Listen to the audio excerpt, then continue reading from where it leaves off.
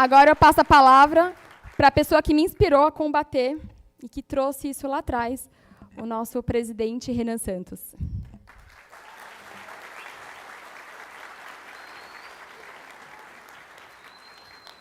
Presida.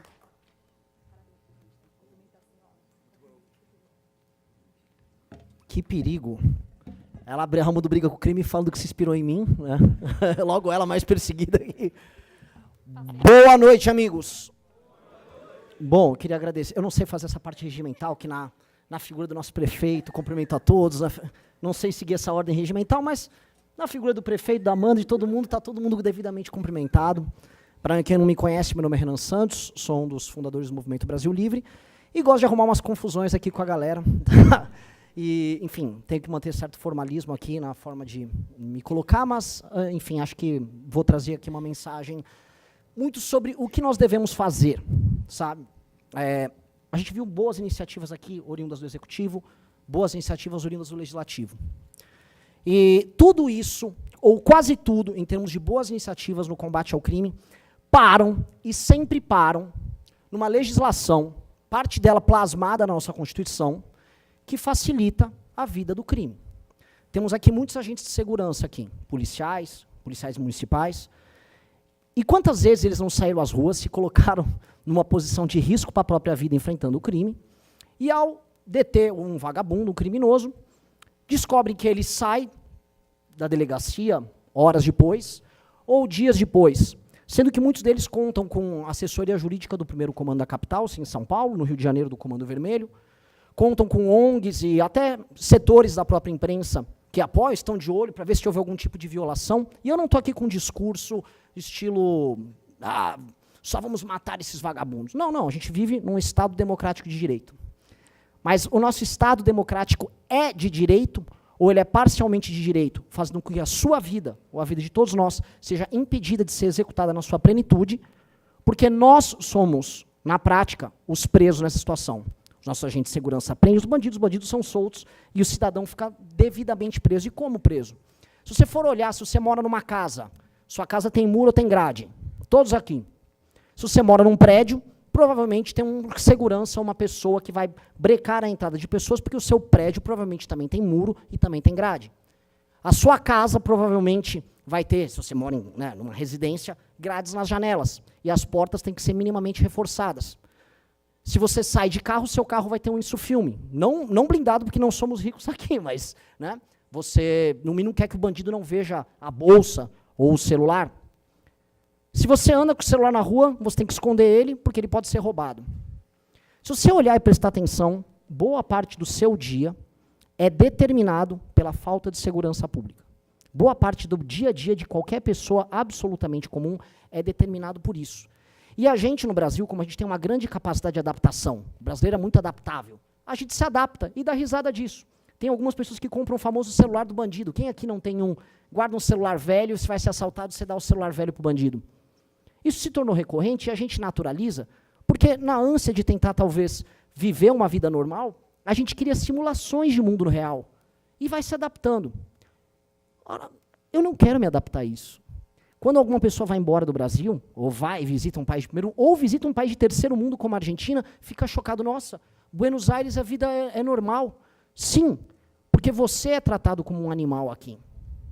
Você é tratado como um animal acuado. E todas as vezes que a gente vê campanhas de enfrentamento ao crime na imprensa, a palavra que vem é paz. A palavra é sempre paz. Quem lembra da campanha Sou da Paz, 1997? Pombinha, Sou da Paz, vamos desarmar a população. E eu não sou um dos que acha que armar a população vai resolver isso, tá? Não sou, ainda que eu seja favorável ao direito do porte e tal. O ponto é, nós tratamos a questão que é uma guerra sob o prisma de alguém que está buscando paz. E as pessoas que querem guerra conosco, as pessoas que fazem com que todos nós vivamos cercados por trás de grades, aceitamos uma situação de paz. Não, eu quero pacificação. Pois bem, eu acho que a chave dessa discussão de hoje é, cansamos de buscar a paz. É uma mentira que a gente está aqui para buscar a paz. Nós queremos a guerra. Nós precisamos de uma guerra. Nós precisamos prender e matar os líderes das facções criminosas que fazem que nós sejamos eternas vítimas. E às vezes falar isso soa absurdo, eu peço desculpa para as autoridades por falar isso aqui. Mas nós precisamos prender e matar as lideranças do crime organizado. Chega do... Assim, nós perdemos vidas de policiais, e é uma coisa muito esquizofrênica, né? O Estado brasileiro paga as forças de segurança, e ao mesmo tempo paga eventos que cantores e heróis para a juventude cantam músicas tecendo loas a quem mata policiais e forças de segurança. Eventos públicos. Isso acontece em todo o Brasil, e por isso os vereadores aqui presentes, que protocolaram o PL no Tiruan, sabem e estão presentes, alguns rodaram o Brasil inteiro para estar presente aqui. Porque isso acontece o tempo todo. E aí, nós vemos aquelas discussões completamente vazias. Surge, sei lá, uma Tabata Amaral. Precisamos de inteligência. Ora, temos inteligência, o Smart Sampa é inteligência. Mas esses mesmos intelectuais, não, mas veja só, um racismo estrutural no Smart Sampa. Eu vi essa discussão, alguém aqui já deve ter visto também. Não, precisamos agora falar da recuperação deles. Não, antes de recuperar, eu quero punir. E é tão libertador a gente falar o que precisa ser feito. Nós precisamos punir, nós precisamos derrotar, e nós precisamos retirar os espaços de poder que esses grupos têm. E prestem atenção. É guerra, certo? Se é guerra, nós temos um inimigo. E chega de fingir que o crime organizado não é nosso inimigo. Se é guerra, nós temos um exército, nós temos figuras presentes aqui capazes de enfrentar uma guerra. Mas do que adianta a gente ter uma legislação em que a gente prende e eles são soltos? Mais do que soltos, a gente prende, eles formam uma ONG, vão para Brasília com essa ONG, se reúnem com ministros, se reúnem com deputados, fazem um lobby, produzem um filme, colocam um filme na Netflix, colocam os cantores para cantar para vocês e fazem o que vocês aceitem diariamente, que a sua situação é viver por trás de uma grade segurando um celular com medo de ser roubado, como aquele ciclista que tomou um tiro no meio da barriga por causa de 2 bandidos, eles próprios vinculados ao primeiro comando da capital. A gente não vai naturalizar isso, a gente tem que falar, é guerra. E é guerra, e da presidência da República, aos governos estaduais, aos governos municipais, a gente tem que parar de fingir que não é uma guerra. Porque os nossos adversários, os nossos inimigos, acham que é uma guerra. Eles se preparam para a guerra. Eles têm armas, eles cantam, eles tecem loas às armas, ao arsenal que eles carregam. Eles nos enfrentam nas ruas como se guerra fosse. E nós vamos ficar aqui fazendo pombinho e fingindo que é Sou da Paz? Chega do Sou da Paz, eu não quero paz, eu quero uma guerra. Eu acho que todo mundo aqui, dos vereadores presentes, até as autoridades presentes, que eventualmente, né, por questões, a gente sabe a perseguição que as autoridades sofrem ao defender o que precisa ser defendido, todo mundo sabe que é isso. E aí a gente vai ver a DPF das favelas que estava lá rolando no STF, o STF se posicionando de uma maneira, no mínimo, curiosa, sobre o enfrentamento ao Comando Vermelho que atua lá no Rio de Janeiro. E a gente fica pasmo, olhando, tomando medidas paliativas. Nós temos que ter um direcionamento e um caminho. E eu acho que esse caminho da frente, a Amanda está trazendo aqui inúmeras propostas, mas nós como cidadãos, nós como parte da sociedade civil, temos que ter um caminho. Aquele que não tem caminho não sabe para onde vai. Nós precisamos alterar as leis que estão na Constituição que impedem a gente de ter prisões muito duras. O bandido tem que ter muito medo. O cara tem que ter mais medo. O cara tem que ser dissuadido antes de cometer o crime. E ele tem que ter muito mais medo de sair à rua para cometer o crime do que você para andar com um celular velho. Um celular, uma porcaria de um celular, que você paga uma fortuna com impostos caríssimos, para ficar com medo de andar ali na rua, achando que você está ostentando, tendo a porcaria de um aparelho feito na China que ninguém liga, porque o mundo inteiro tem esse aparelho, e você acha que ele é um objeto de desejo, simplesmente que tem um cara, um criminoso, querendo tomar ele de você. E aí pedem para você ficar em paz, buscar a paz, falar como nós vamos recuperar. Eu não quero me preocupar em recuperar ninguém agora. Enquanto tiver alguém solto de uma facção, enquanto uma facção controlar 1 centímetro de território no Brasil, significa que nós estamos perdendo essa guerra.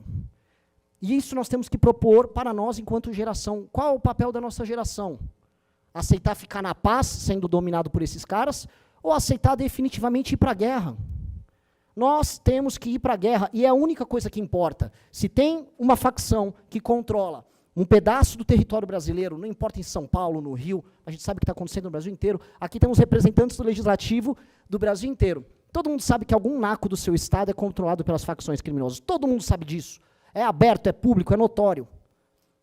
Enquanto nós ficamos fingindo que isso não é um problema, e que nós somos reféns no nosso suposto Estado, a gente vai ficar se iludindo, vivendo com aquelas casas, com aquelas grades, com até a barriga para o carro entrar, para o carro caber na garagem, né? Com segurança em prédio, para quem pode, e negando o óbvio. Nós somos um bando de refém. Eu prefiro ser um refém que luta para não ser escravo, do que acordar e correr o risco, como a Amanda está correndo, e declarar guerra a esses caras. Com eles ameaçando você, mandando mensagens de morte, afirmando que você tem que desistir, que vai te matar, que no caso dela, por ser mulher, e as mulheres sempre, aliás, as mulheres que estão aqui presentes são muito corajosas, porque elas sempre sofrem ameaças muito mais duras do que nós homens, mas muito mais duras. E é isso. Ou a gente declara guerra como ela está declarando, ou a gente vai ficar na fingição. Eu não aguento mais fingir. A gente tá montando, eu não vou fazer propaganda de nada. A gente está montando um partido político de nome e missão simplesmente para isso. Se a gente conseguir cumprir, e se a minha geração, não importa aí sim, o partido político de todos vocês, a orientação política de todos vocês, tá? Ou as afiliações e as afeições político-partidárias de cada um. Se nós pudermos todos declarar guerra ao crime e fazer o óbvio, e permitir que nossas polícias possam caçar, prender, e no caso, se houver resistência, levar a óbito quem causa o terror na nossa vida, nossa geração vai ser marcada como uma geração vencedora, e não como uma geração que se acovardou e ficou escondida pregando paz num país que só quer a guerra. Muito obrigado a todos.